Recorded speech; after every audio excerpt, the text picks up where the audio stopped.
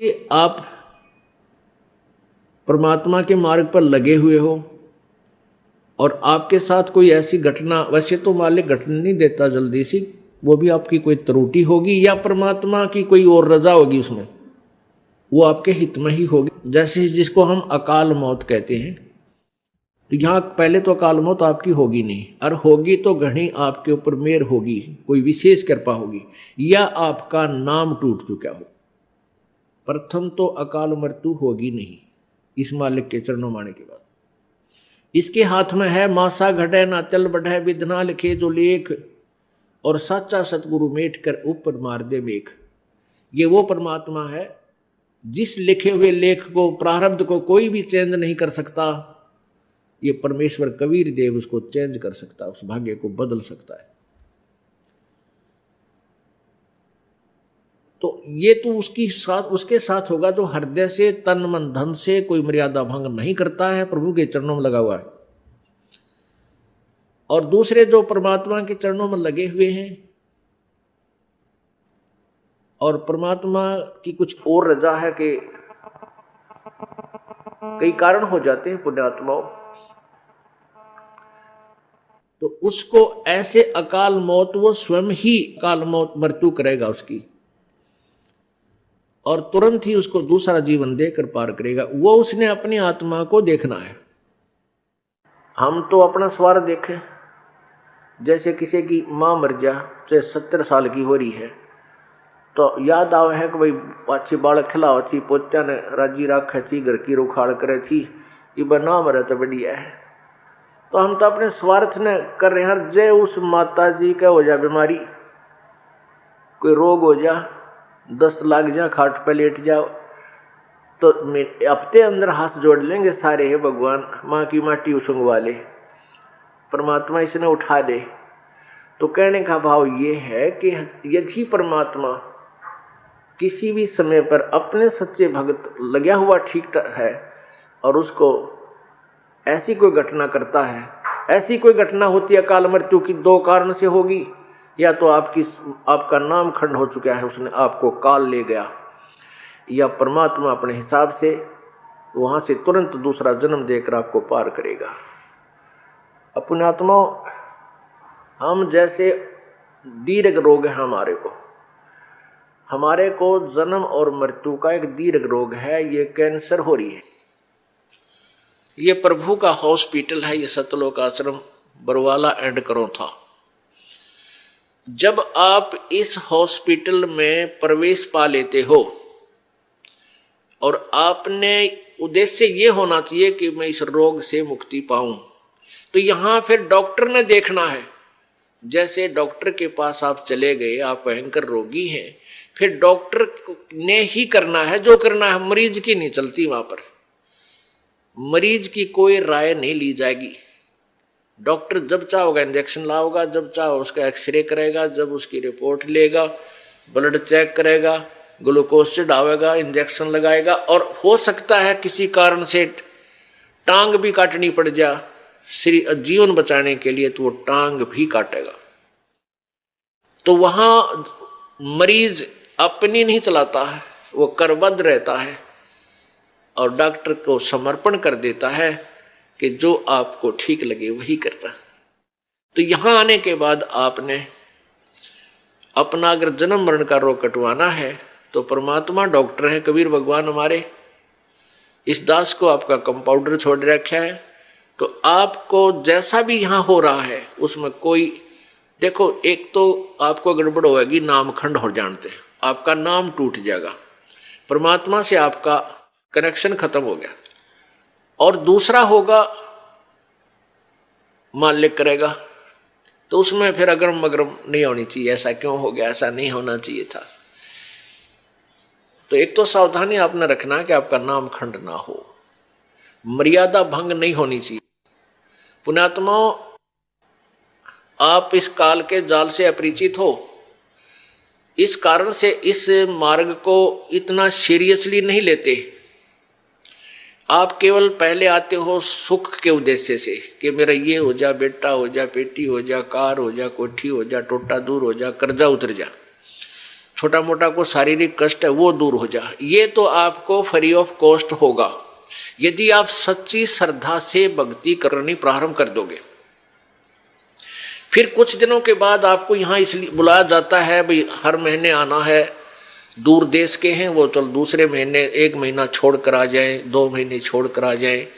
आपको इसलिए बुलाया जाता है कि ताकि आप इसको इतना सीरियसली नहीं लेते, क्योंकि आप इस मार्ग से परिचित नहीं हो। आपको यहाँ बुलाया इसलिए जाता है क्योंकि आपको वहाँ अपने घर से जब चलते हो तो 1 हफ्ता पहले आप परमात्मा के दरबार में पहुँचने के लिए चिंतित हो जाते हो। तो आपकी वो चिंतन भी मालिक के पुण्य में लग जाता है। कोई कार्य को आगे पीछे करते हो, किसी से छुट्टी लेते हो, घर वालों को मीठा बोलते हो कि मैंने जाना है, कहीं ये ना कर दे, और फिर आप वहाँ से यहाँ तक आते हो। नंबर 1 तो आपको धनी बनाना है, राम नाम का भक्ति का धनी बनाना है।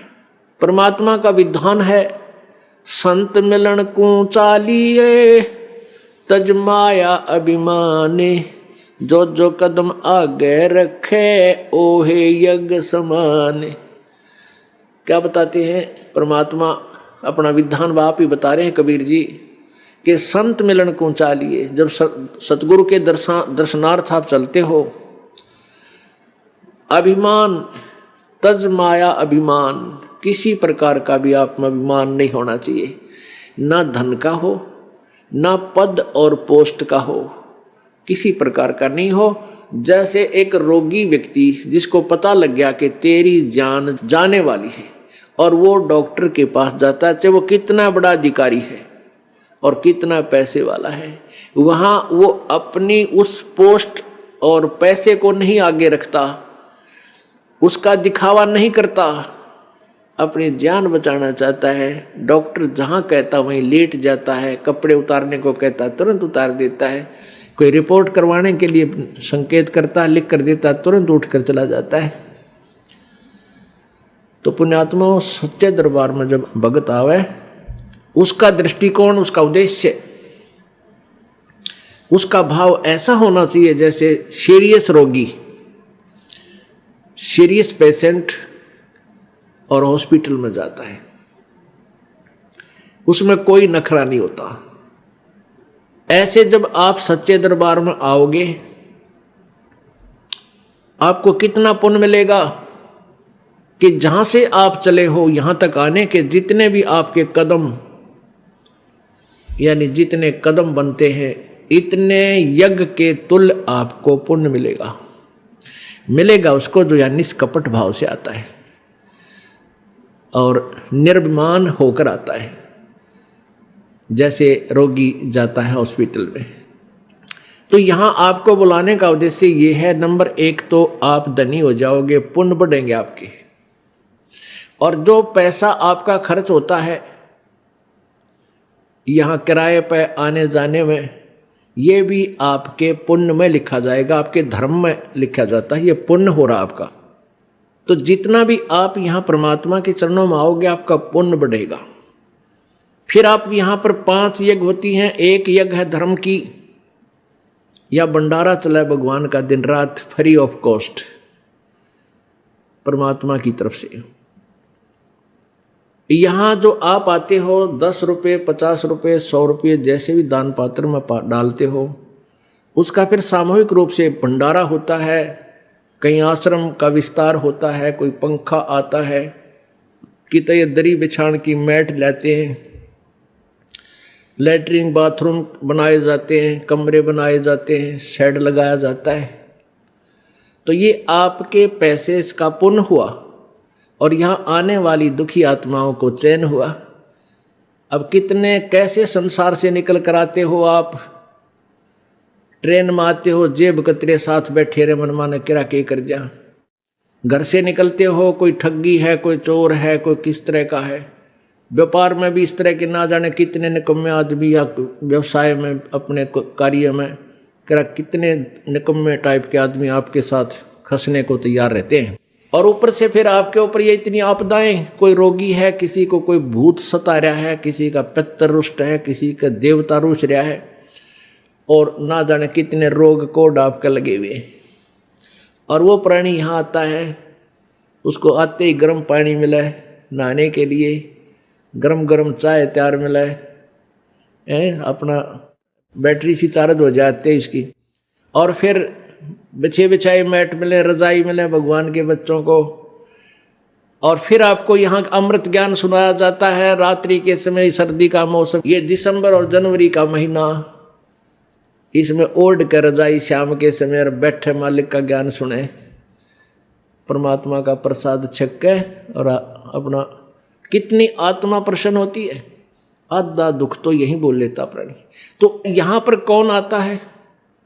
यहाँ कोई खाना खाने नहीं आता, यहाँ को रात्रि को सोने के लिए नहीं आता, यहाँ तो परमात्मा के लिए वो प्यारी आत्मा आती है जो परमात्मा के अंश है, जो पिछले जन्मों से उनके चरणों में कहीं ना कहीं किसी ना किसी रूप में वो उनके साथ रहे हैं। अब वो पार हो नहीं पाया, भटक रहे हैं, उनको फिर परमात्मा अपने बच्चों को इकट्ठा कर रहा किसी ना किसी माध्यम से, कोई टीवी से, चैनल से, या किसी पुस्तक से, या किसी मित्र से, रिश्तेदार से, भाई बहन से अपना संदेश भिजवा कर इनको फिर शरण में ले रहा है।